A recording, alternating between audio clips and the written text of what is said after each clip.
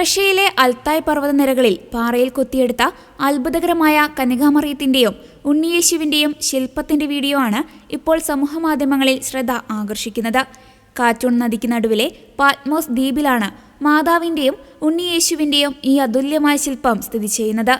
Saint John the evangelist ആശ്രമത്തിന് സമീപമാണ് ഈ ശില്പം നിർമ്മിച്ചിരിക്കുന്നത്. എന്നാൽ എല്ലാത്തിൽ നിന്നും ഈ ശില്പത്തിനെ വ്യത്യസ്തമാക്കുന്നത് ഒരു കന്യാസ്ത്രീയാണ് ഇത് കൊത്തിയെടുത്തിരിക്കുന്നത്. ബെർണൗൾസ് നെവനൻസ്കി ആശ്രമത്തിലെ കന്യാസ്ത്രീയും ശില്പിയുമായ ഫെലോഫയാണ് ഈ അതുല്യമായ ശില്പം നിർമ്മിച്ചത്.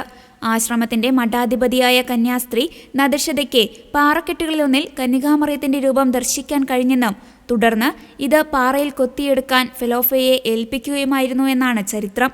മക്കാറിയോസ് എന്ന പേരിലും അറിയപ്പെടുന്ന പാറ്റ്മോസ് ദ്വീപ് കാറ്റൂൺ നദിയുടെ മധ്യത്തിലാണ് സ്ഥിതി ചെയ്യുന്നത്. ഈ ദ്വീപിനെ പാറ്റ്മോസ് എന്ന പേര് നൽകിയത് മെഡിറ്ററേനിയൻ കടലിലെ പാറ്റ്മോസ് ദ്വീപിൽ വെച്ച് യേശുക്രിസ്തുവിന്റെ ശിഷ്യനായ യോഹന്നാനെ വെളിപാട് ലഭിച്ചതിന്റെ ബഹുമാനാർത്ഥത്തിലാണ്.